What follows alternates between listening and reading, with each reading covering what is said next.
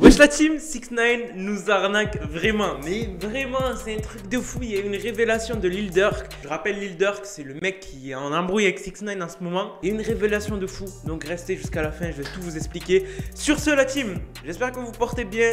Aujourd'hui on se retrouve pour une nouvelle vidéo. Comme je vous ai dit, 6ix9ine nous arnaque, tout simplement il nous arnaque. Donc avant qu'on commence cette vidéo, qu'on traite tout de A à Z, n'hésitez pas à liker cette vidéo, 150 likes. On le fait comme d'habitude, n'hésitez pas à vous abonner, activer la cloche de notification, c'est très important. Et à vous abonner à mon Instagram qui s'affiche là ou là. N'hésitez pas à envoyer des messages et tout, etc. Et d'ailleurs, le défi Wasabi, ne vous en faites pas, je vais le faire. Vous croyez que je l'ai oublié ou quoi que ce soit. Et d'ailleurs, je remercie aussi Damien pour cette vidéo. Waouh, beaucoup de contenu là. Donc dans l'ensemble, il y a eu de l'actualité, 6ix9ine News encore une fois sur cette chaîne. Allez, oui, je vous fais chier. Non, sérieusement, il y a eu beaucoup d'actualités à propos de 6ix9ine et je me suis dit c'est normal que je vous en traite, et surtout une actualité qui fait franchement réfléchir. Pourquoi? Parce qu'il y a eu Lil Durk qui a fait une révélation à propos de 6ix9ine, à propos de son label et à propos de son business, comment ça marche et tout, etc.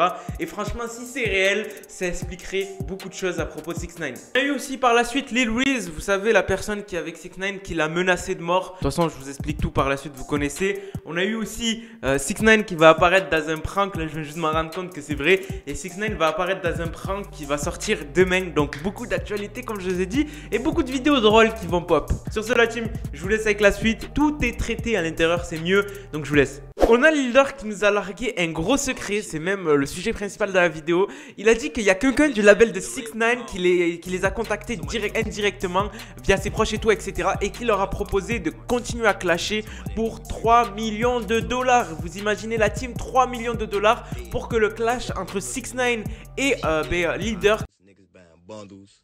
So all this shit fake, right? But let me tell you this. That bitch ass nigga label called me. Somebody from his camp. I ain't gonna say his label. Somebody from his camp called somebody from my camp. Somebody that give me $3 million to keep trolling with this nigga, right?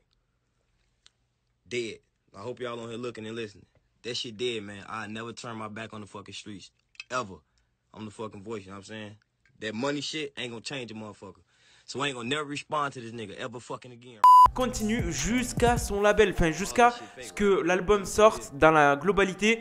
Donc il n'a pas dit non, tout simplement parce qu'à mon avis il a dû avoir une clause de confidentialité. Il a dû faire signer quelque chose à la personne qui a eu le label, qui dit que si jamais ça sort en public et tout, etc., ben ils pourront les mener en justice et tout, etc. On connaît ça. C'est incroyable la révélation que Lil Durk a fait. Après, qu'elle est vraie ou qu'elle est fausse, moi je sais pas. On pourra jamais le savoir parce qu'on sait pas c'est quelle personne qui l'a contacté. On sait pas si c'est un proche ou quoi que ce soit. On n'a pas eu de réaction de 6ix9ine. Mais ce que je peux vous dire, c'est un peu comme dans les téléréalités, la team. De toute manière, tout le monde sait que les téléréalités c'est truqué. Si vous le savez pas, c'est que vous êtes vraiment idiots. Les téléréalités comme les Marseillais, les Anges et tout, etc.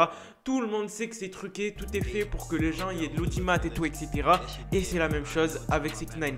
Donc vous me dites ce que vous en pensez. Moi je trouve ça incroyable que 6ix9ine, enfin le label de 6ix9ine propose 3 millions de dollars à Lil Durk pour qu'il continue à se bif autant comme ça. Et c'est vraiment incroyable parce qu'en fait, c'est ce que je disais hier, c'est que le 6ix9ine cherche le maximum de clout pour son album.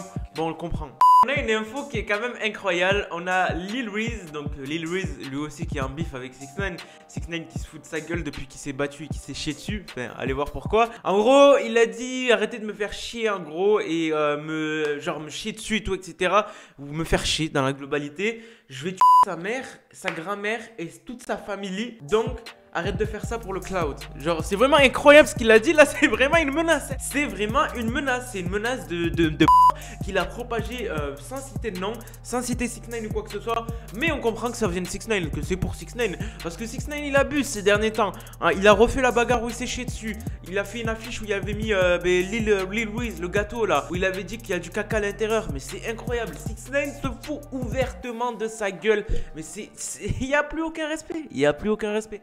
On a la fameuse chaîne Nerk. Donc Nerk, c'est une chaîne qui regroupe plusieurs prankers, des amis qui ont créé cette chaîne. Déjà, c'est un bon concept. Ils ont créé cette chaîne et ils font des pranks. Et ils ont utilisé 6ix9ine pour faire un prank qui sortira demain. Donc le prank sort demain. Et c'est un prank où genre ils disent vous préférez tuer quel artiste? 6ix9ine, tatati. Ils mettent des artistes de merde, mais ils mettent 6ix9ine. Et les gens ils répondent 6ix9ine. Et 6ix9ine arrive derrière et il lui dit ah ouais, toi tu veux me tuer? Donc ça sort lundi. D'ailleurs, je vais vous mettre un petit, comment on peut dire ça, un petit passage. Au moins vous voyez ça, un peu ce que ça donne et tout, etc.